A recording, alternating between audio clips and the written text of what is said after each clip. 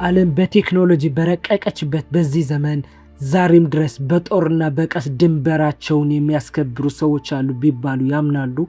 ይህቺ ሰሜን ሴንቲኔል ደሴት ናት። ማንኛውም የውጭ ሰው እግሩ የሚያሳርፍባት በታላቅ ሚስጥር የታጠረች ምድር ናት። እዚህ ደሴት ላይ ያሉ ሰዎች ኩሩ ናቸው። ስልጣኔን አንፈልግም በማለት ለ60 ሺህ ዓመት በብቸኝነት ጸንተዋል። ከመጽሐፍ ቅዱስ ጋር የሄደው ሚስ ጆን ቻው ደሴቷ ላይ ሲደርስ የገጠመው አስደንጋጭ ዕጣ ፋንታ ምን ነበር? ታላቁን የ2004 ሱናሚ ያለምንም ዘመናዊ መሳሪያ እንዴት ሊያተርፉ ቻሉ? ለምንድነው የህንድ መንግስትስ ወደዚህ ደሴት መቅረብ በሞትና በእስራት የሚቀጣው? ዛሬ ወደ ጥንታዊ ዓለም የመጨረሻ ምሽግና ወደ አስፈራዊ ሴንቲኔል ደሴት በጥልቀት እንጓዛለን። ይህ ለሺህ ዓመታት ምስጢር ሆኖ የቆየው የሰው ልጆች አስገራሚ የህልውና ታሪክ ነው። እስከ መጨረሻው አብራችሁን ቆዩ። ቪዲዮ ሳብስክራይብ በማድረግ ይጀምሩት። በቴክኖሎጂ በረቀቀው በዚህ ክፍለ ዘመን ጊዜ የቆመባት ብቸኛ ስውር ምድር ሰሜን ሴንቲኔል ደሴት ናት። ከ60 ሺህ ዓመታት በላይ ማንነቱ ሳይቀየር የኖረው የሰው ልጅ ቀጥታ ሙዚየም ሲሆን በዙሪያው ያለው ሹል የኮራል ሪፍት ደሴት ከውጭው ዓለም የጠበቀ ተፈጥሮ ግንብ ሆኖ ያገለግላል። ሳተላይቶች ከላይ ቢያዩም ፎቶ ቢያነሱም ጥቅጥቅ ባለው ደን ውስጥ ያለው ሚስጥር ግን እስካሁን አልታወቀም። የስልጣኔ ጉዞ ከመጀመሩ በፊት የነበረው ጥንታዊ ሕይወት ዛሬም እዚህ ማየት የሚቻል ሲሆን ጥንታዊነትና ዘመናዊነት ተጋጥመው ጥንታዊነት ያሸነፈባት ብቸኛ ስፍራ ናት። በቤንጋል ባህር መሃል 60 ስኩዌር ኪሎ ሜትር ስፋት ያላት እች አረንጓዴ ገነት በሰማይ ጠቀስ ዛፎቿ የተሸፈነች ናት። ዳርቻዋ በነጭ አሸዋ የተከበበ ቢሆንም ውቧ ባህር ግን መርከቦችን ለመሰባበር በተዘጋጁ ሹል ኮረላዎች የተሞላች በመሆኗ አታላይና አደገኛ ያደርጋታል። በደሴቷ ውስጥ ያሉ ብርቅዬ እንስሳትና እጽዋት በሰው ልጅ ጣልቃ ገብነት ያልተበከሉ ሲሆኑ መንገዶችና ድልድዮች በሌሉባት በዚች ምድር ተፈጥሮ እንደፈለገች ትፈሳለች። ደሴቷ ራሷን የቻለች ስነ ምህዳር ሆና ለነዋሪዎች ምግብና መጠለያ የምትሰጥ የተፈጥሮ ምሽግ ናት። ሴንቲኔሎች አጭር ቁመት፣ ሰፊ ደረትና ጠንካራ ጡንቻ ያለው አካላዊ ቅርጽ ያላቸው ሲሆን ቆዳቸው ልክ እንደ ከሰል የጠቆረ ነው። ምንም አይነት ዘመናዊ ልብስ የማይለብስ እነዚህ ሰዎች ከተፈጥሮ ጋር የተቆራኙ የሰው ልጆች ንጹህ ማሳያ ናቸው። ጥርሶቻቸው እጅግ ንጹህና ጠንካራ ሲሆኑ በባዶ እግራቸው በሹል ኮራሎች ላይ ያለ ፍርሃት የመሮጥና የመፋለም ልዩ ችሎታ አላቸው። የአይናቸውም እይታ እንደ ንስር ስለታም ሲሆን በሰውነታቸው ላይ ቀይ አፈር በመቀባት ለጦርነት ወይም ለባህላዊ ስነ ስርዓት ይዘጋጃሉ። እነሱ የሰው ልጆች ጥንታዊ ውበት፣ ጥንካሬና ነፃነት ህያው መገለጫዎች ናቸው። ሴንቲኔሎች በትናንሽ ቤቶች ተከፋፍለው ከዘንባባ ቅጠል በተሰሩ ጎጆዎች የሚኖሩ ሲሆኑ ምንም አይነት የግል ንብረት የሌላቸው ማህበረሰቦች ናቸው።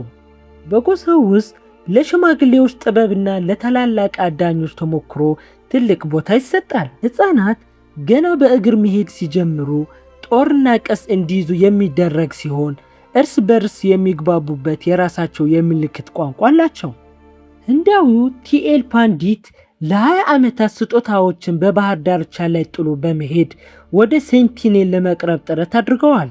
እንደ አውሮፓውያኑ ጥር 4 ቀን 1991 ሴንቲኔሎች ለመጀመሪያ ጊዜ መሳሪያ ሳይዙ ወደ ዳርቻ በመውጣት ኮኮናቱን ተቀበሉ። ይህ በታሪክ የመጀመሪያውና ብቸኛው ሰላማዊ ግንኙነት ቢሆንም የቆየው ግን ለጥቂት ደቂቃዎች ብቻ ነው። አንዱ ተዋጊ ቢላዋ አውጥቶ ፓንዲትን ሲያስጠነቅቀው ስጦታችሁን ወስደናል፣ አሁን ሂዱ የሚል መልእክት ነበር። የሰላም በር ለጥቂት ሴኮንዶች ተከፍቶ በድንገት ለዘላለም የተዘጋባት ታሪካዊ ቀን ነበር። እንደ አውሮፓውያኑ አቆጣጠር በ2018 የቅርብ ጊዜ ትውስታ አሜሪካው ጆን አለን ቻው በሕገ ወጥ መንገድ ወደ ደሴቷ በመግባት ሃይማኖት ሊያስተምር ሞከረ። በመጀመሪያው ሙከራ አንድ ሕፃን በወረወረው ቀስት መጽሐፍ ቅዱሱ ቢመታም ጆን ግን በግትርነት በድጋሚ ወደ ደሴቷ ገባ። በመጨረሻው ቀን ጆን ወደ ደሴቷ ሲወርድ ሴንቲኔሎች በገመድ አስረው ሲጎትቱ ታየ። በማግስቱ ጠዋት የጆን ቻው አስከሬን በአሸዋ ላይ ተቀብሮ በአሳ አጥማጆቹ ተገኘ። ይህ አሳዛኝ ክስተት የሴንቲኔሎች የማይታለፍ የድንበር ሕግና የውጭ ሰዎች ያለመቀበል አቋም ለዓለም ዳግም አወጀ። ከጆን ቻው ሞት በኋላ የህንድ መንግሥት በአይን እንጂ በእጅ አይነኩም የሚል ጥብቅ ፖሊሲ አጸና። በደሴቷ ዙሪያ የ9 ኪሎ ሜትር ክልል ቀጠና ተጥሎ በባህር ኃይል የ24 ሰዓት ጥበቃ ይደረጋል። ለሴንቲኔሎች ትልቁ ስጋት ጦር ሳይሆን እኛ የምንቋቋመውን ተራ ጉንፋን፣ ለእነሱ ገዳይ መቅዘፍትን ሊሆን የሚችልበት የቫይረስ ስጋት ነው። ለሺህ ዓመታት ተለይተው በመኖራቸው ሰውነታቸው ምንም አይነት የመከላከል አቅም የሌለው ሲሆን አንድ የውጭ ሰው የጣለው ጨርቅ እንኳን መላውን ጎሳ ሊያጠፋ ይችላል። ሴንቲኔሎች ከሰው መራቅ የባህል ጉዳይ ብቻ ሳይሆን የህልውና ጉዳይ ጭምር ነው።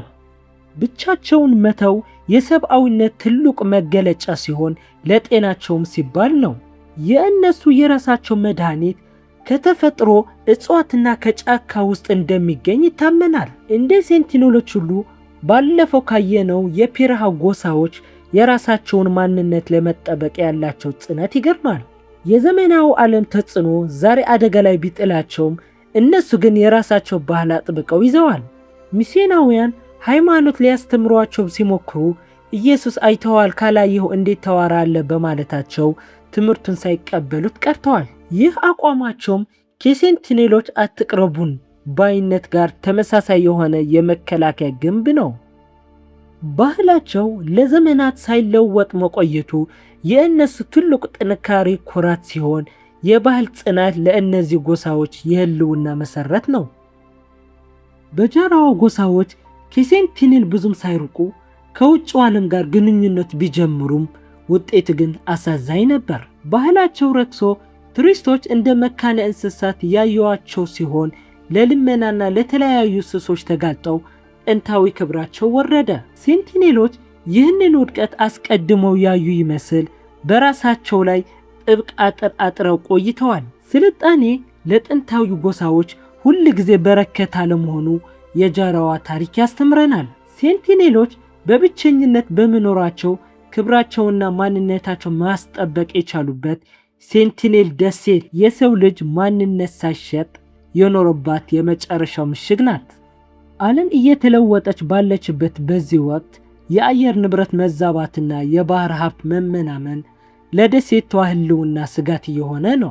የቴክኖሎጂ እድገትና ድሮኖች ምስጢራቸው በየቀኑ እየገፈፈ ሲሆን ቀጣይ ትውልድ ሴንቲኔሎች እንደ አባቶቻቸው በብቸኝነት መኖር ይፈልጉ እንደሆነ አይታወቅም።